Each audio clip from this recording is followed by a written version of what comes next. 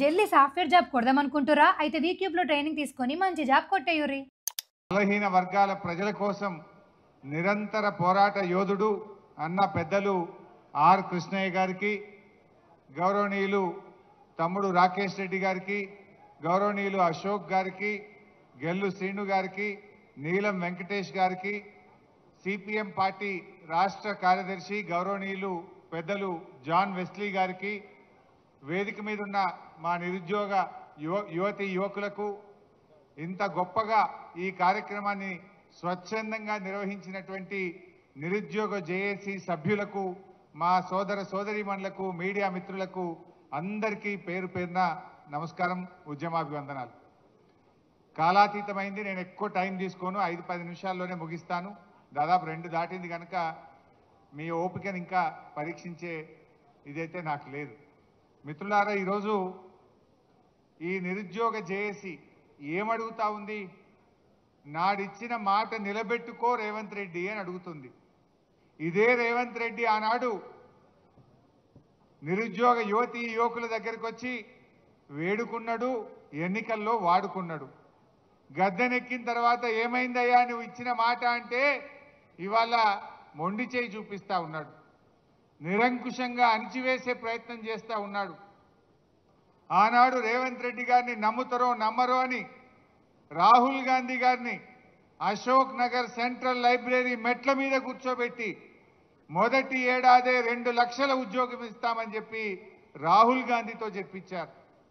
ప్రియాంక గాంధీ గారితో సరూర్ నగర్ స్టేడియంలో మీటింగ్ పెట్టి మొదటి ఏడాది 2 లక్షల ఉద్యోగాలు ఇస్తామని, రాజీవ్ యువ వికాసం ఇస్తామని, 4000 నిరుద్యోగ భృతి ఇస్తామని, బ్యాక్లాగ్ పోస్టులన్నీ నియామకాలు చేస్తామని ఎన్నెన్నో మాటలు చెప్పించారు. మరి మాటలు చెప్పిన రాహుల్ గాంధీ, మాటలు చెప్పిన ప్రియాంక గాంధీ ఇలా పత్తా లేకుండా పోయిండ్రు. గాంధీలు మాయమైపోయినరు. గాంధీల పేరు చెప్పి ఓట్లు అడిగిండ్రు. మేనిఫెస్టోలో పెట్టి బాండ్ పేపర్లు పంచి గద్దెనెక్కిన ఇవాళ రేవంత్ రెడ్డి ఏమో ఏమైందయ్యా అంటే ఇవాళ నన్ను కూర్చున్నాడు, జూబ్లీ హిల్స్ ప్యాలెస్లో కూర్చున్నాడు. వెనకటికి ఎవడో అట్టపర్వతం ఎత్తి నేను ఆంజనేయ స్వామి అనుకున్నాడట, నెత్తిన ఈక పెట్టుకొని శ్రీకృష్ణుడు అనుకున్నాడట. ఇవాళ ఈ రేవంత్ రెడ్డి కూడా జూబ్లీ హిల్స్ ప్యాలెస్లో పోలీస్ పహారాల మధ్య కూర్చొని ఈయన కూడా అట్లే భావిస్తా ఉన్నాడు. నీకు దమ్ముంటే రేవంత్ రెడ్డి పోలీసోళ్ళు లేకుండా ఒక్కసారి చిక్కడపల్లికో, దిల్సుఖ్ నగర్కో, అశోక్ నగర్ సెంట్రల్ లైబ్రరీకి రా. నీ బట్టలు కూడా విప్పి పంపుతారు. అప్పుడు అర్థమవుతుంది నువ్వేదో ఆ పోలీస్ పహారాలో ఉండడు కాదు. ఇవాళ నీ నిజ స్వరూపం అర్థమైంది. రాష్ట్ర ప్రజలకు 2 ఏళ్లలోనే రేవంత్ రెడ్డి యొక్క మోసాలు, కాంగ్రెస్ దగ ఈ రాష్ట్రంలో అన్ని వర్గాల ప్రజలకు కూడా అర్థమైంది. జాబ్ నోటిఫికేషన్ ఏమయ్యా రేవంత్ రెడ్డి అంటే మద్యం షాపులకు నోటిఫికేషన్ ఇస్తున్నాడు. సిగ్గులేదు. ఆ మద్యం షాపులకు ఇంకా 2 నెలల టైం ఉన్నది. అదేమో అడ్వాన్స్ పిలిచిండు. 2 నెలల ముందే మద్యం షాపులకు నోటిఫికేషన్ ఇచ్చిండు.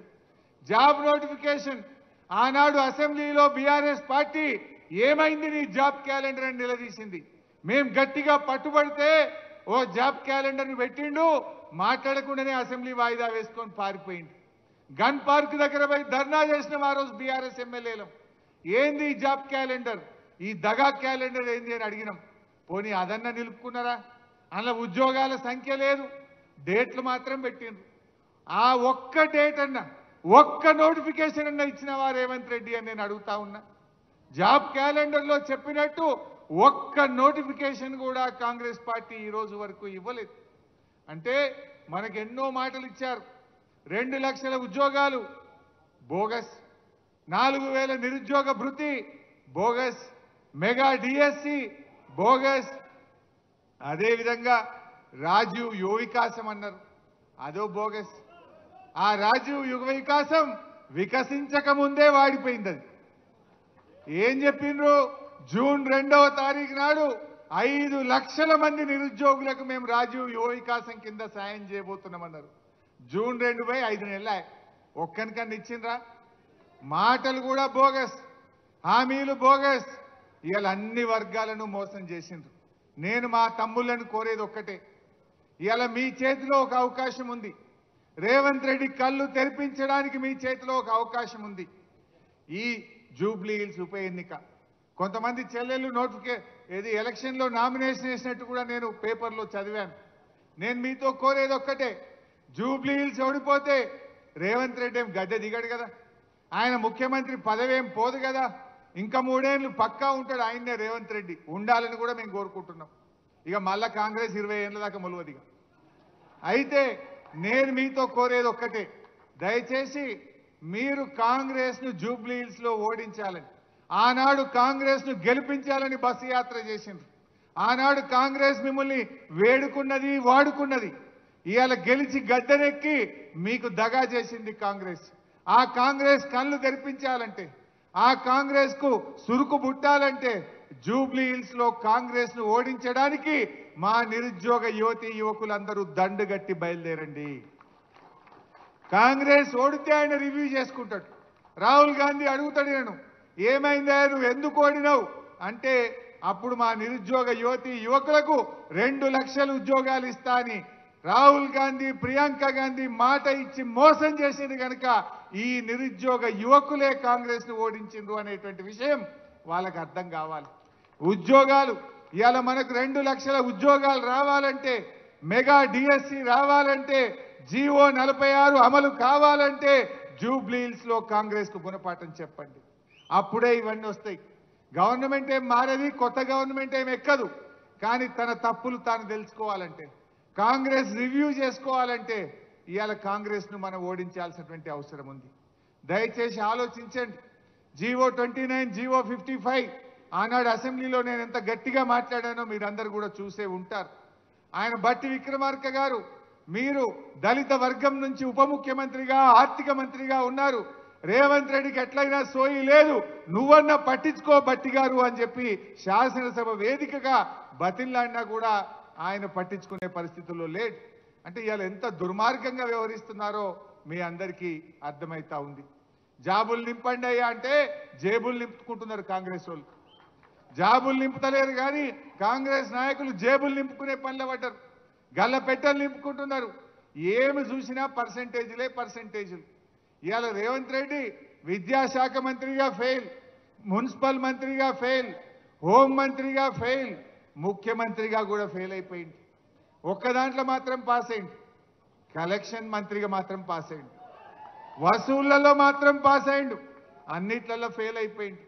ఇందాకో తమ్ముడు బాగా చెప్పిండు, విద్యరాని రేవంత్ రెడ్డి విద్యాశాఖ మంత్రి, దేశంలో అతి ఎక్కువ క్రిమినల్ కేసులు ఉన్న ముఖ్యమంత్రి ఈయననే హోం మంత్రి, జీవితంలో ఎన్నడూ మంత్రి చేయని వ్యక్తి డైరెక్ట్ గా ముఖ్యమంత్రి అయితే ఇవాళ రాష్ట్రం పరిస్థితి ఏమైతుందో మనందరం కూడా గమనిస్తా ఉన్నాం. ఏది ఏమైనా బాగా ఆలోచించండి. ఇవాళ నిరుద్యోగ యువతి యువకులు రాష్ట్రంలో ఏం జరుగుతుందో ఆలోచించండి. ఆనాడు బీఆర్ఎస్ ప్రభుత్వం టీఎస్ ఐపాస్ తెచ్చి పారిశ్రామికవేత్తలకు రెడ్ కార్పెట్ వేసి పెద్ద ఎత్తున ఐటీ ఉద్యోగాలు సంపాదించింది, పెద్ద ఎత్తున పెట్టుబడులను ఆకర్షించింది, పెద్ద ఎత్తున ఇండస్ట్రీస్ పెట్టించి ఎన్ని వేలాది ఉద్యోగాలకు అవకాశం కల్పించింది. ఇవాళ ఏం జరిగింది? Gun culture. ఆనాడు మనం పెట్టుబడులు ఆహ్వానిస్తే, ఆనాడు మనం పారిశ్రామికవేత్తలను ఆహ్వానించి ప్రైవేట్ రంగంలో ఉపాధి అవకాశాలు పెంచితే ఇవాళ వీళ్ళు తుపాకులు పెట్టి వాటాల కోసం పోరాడుతున్నారు. మంత్రులు, ముఖ్యమంత్రి ఇవాళ గన్నులు పెట్టి బెదిరిస్తున్నారని ఎవరు చెప్తున్నారు?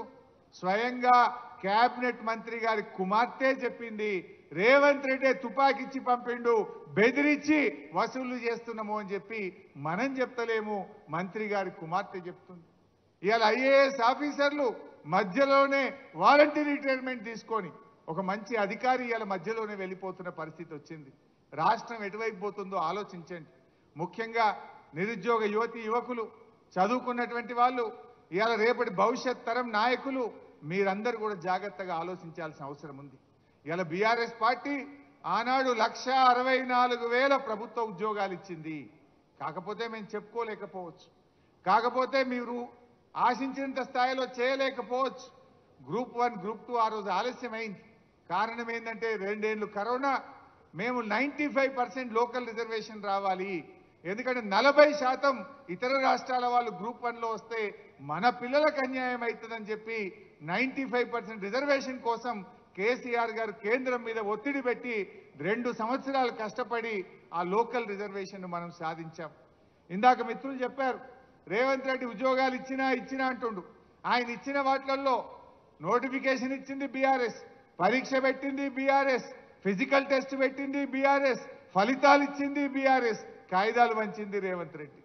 అది 60,000 ఇచ్చిన అంటాడు. ఎస్ఐ కానిస్టేబుల్ ఉద్యోగాలు బీఆర్ఎస్ ప్రభుత్వమే అన్ని పరీక్షలు నిర్వహించిన 15,400 ఉద్యోగాలు బీఆర్ఎస్ నోటిఫికేషన్ ఇచ్చింది. 9,000 గురుకుల ఉద్యోగాలు బీఆర్ఎస్ నోటిఫికేషన్ ఇచ్చింది. 8,000 గ్రూప్ 4 ఉద్యోగాలు బీఆర్ఎస్ నోటిఫికేషన్ ఇచ్చింది. అదేవిధంగా హెల్త్ డిపార్ట్మెంట్లో స్టాఫ్ నర్సులు, పారామెడికల్ సిబ్బంది 7,000 ఉద్యోగాలు బీఆర్ఎస్ ఇచ్చింది. జేఎల్ 1,300 బీఆర్ఎస్ ప్రభుత్వం ఇచ్చింది. 6,000 డిఎస్సి ఉద్యోగాలు బీఆర్ఎస్ ప్రభుత్వం ఇచ్చింది. ఇవన్నీ బీఆర్ఎస్ ప్రభుత్వమే నోటిఫికేషన్లు ఇస్తే వాటికి కాయిదాలు పంచి నేను ఉద్యోగాలు ఇచ్చిన అంటాడు. అచ్చంగా కాంగ్రెస్ నోటిఫికేషన్ ఇచ్చి కాంగ్రెసే ఉద్యోగాలు ఇచ్చింది. కేవలం డిఎస్సిలో 5,000 ఉద్యోగాలు మాత్రమే. దానికి 60,000 70,000 ఇచ్చినామని ఇవాళ అబద్ధాలు చెప్తూ గోబల్స్ ప్రచారం చేస్తూ ఉన్నారు. నిజాలు ఎప్పటికైనా నిజాలే ఉంటాయి. ఎంతకాలం మోసం చేయలేవు, ఒకసారి చేయగలుగుతావు. ఇవాళ నీ నిజస్వరూపం బయటపడ్డది రేవంత్ రెడ్డి. ఇప్పటికైనా మేలుకో. నిరుద్యోగ యువకులకు ఇచ్చిన హామీ ప్రకారంగా వెంటనే 2 లక్షల ప్రభుత్వ ఉద్యోగాలను భర్తీ చేయాలని ఈ వేదిక నుంచి మీ అందరి పక్షాన డిమాండ్ చేస్తా ఉన్నాం. తమ్ముళ్ళకి మేము ఇచ్చే హామీ ఒకటే, తప్పకుండా అసెంబ్లీలో రేవంత్ రెడ్డి ప్రభుత్వాన్ని ప్రశ్నిస్తాం. మొన్న అడిగాం అసెంబ్లీ పెట్టవయా అంటే ఒక్కటే నాడు ఆదివారం పెట్టిండు పోయిండు. ఒక్కటే రోజు పెట్టాడు ఎవడన్నా అసెంబ్లీ? ఒకటే నాడు పొద్దున పెట్టిండు, సాయంత్రం బంద్. అది కూడా కాళేశ్వరం కమిషన్ అని ఏదో తిట్టాలి, బురద జల్లాలి, పోవాలి. ప్రజా సమస్యల మీద మాట్లాడదామయ్యా అసెంబ్లీ పెట్టవయా రేవంత్ రెడ్డి అంటే ఒక్కటే నాడు ఆదివారం పెట్టిండు. అంటే ఎంత భయపడుతుండు, అసెంబ్లీ పెట్టడానికి కూడా భయపడుతున్నాడు. తప్పకుండా కాంగ్రెస్ మీద ఒత్తిడి పెంచుతాం. శాసనసభలో జీవో 46 గురించి, మెగా డిఎస్సి గురించి రావాల్సిన నోటిఫికేషన్లు, ముఖ్యంగా జెన్కో కానీ, అదేవిధంగా GPO, police notification, deputy surveyor notification, ఇతర గ్రూప్ నోటిఫికేషన్ల కోసం, జాబ్ క్యాలెండర్ అమలు కోసం మీ గొంతుకై మీ పక్షాన బీఆర్ఎస్ పార్టీ పోరాడుతుందని చెప్పి కూడా మనం చేస్తా ఉన్నా. ఒకవేళ దిగి రాకపోతే ఇవాళ ఇది ప్రారంభం మాత్రమే. అన్ని జిల్లాల్లో కూడా ఈరోజు మనం ఏదైతే నిరుద్యోగ బాకీ కార్డును మనం విడుదల చేశామో ఈ నిరుద్యోగ బాకీ కార్డును రాష్ట్రంలో అన్ని జిల్లా కేంద్రాల్లో కూడా పెట్టి యువతను ఏకం చేద్దాం, ప్రభుత్వం మీద ఒత్తిడి పెంచుదాం. ప్రత్యక్ష పోరాటంలో కూడా బీఆర్ఎస్ పార్టీ మీతో కలిసి వస్తుంది, మీకు అండగా ఉంటుంది, అన్ని రకాల సహాయ సహకారాలు అందిస్తామని చెప్పి మనవి చేస్తూ ఇంత మంచి కార్యక్రమాన్ని పెట్టి జాన్ వెస్లీ గారిని, నన్ను, ఆర్ కృష్ణన్న గారిని పిలిచి ఇవాళ ప్రభుత్వం మీద ఒత్తిడి పెంచే ప్రయత్నం ఏదైతే చేస్తున్నారో దానికి నేను మనస్ఫూర్తిగా అభినందిస్తూ ఇప్పటికైనా కాంగ్రెస్ మేల్కొనాలని, నిరుద్యోగులకు ఇచ్చిన హామీలు అమలు చేయాలని చెప్పి డిమాండ్ చేస్తున్నాం. రాహుల్ గాంధీ, ప్రియాంక గాంధీ ఆనాడు వచ్చి ఓట్లేయించడమే కాదు, ఇచ్చిన హామీ అమలు చేసే బాధ్యత రాహుల్ గాంధీ గారి మీద, ప్రియాంక గాంధీ గారి మీద కూడా ఉంది. మీరు తక్షణమే రివ్యూ చేయండి, రేవంత్ రెడ్డికి మొట్టికాయలు వేయండి, నిరుద్యోగ యువకులకు ఇచ్చిన హామీ నిలుపుకోండి. లేదంటే ఇంకా 20 ఏళ్ల దాకా మళ్ళా కాంగ్రెస్ మాటే ఉండదు తెలంగాణలో బిడ్డ, జాగ్రత్త అని చెప్పి హెచ్చరిస్తూ జై తెలంగాణ.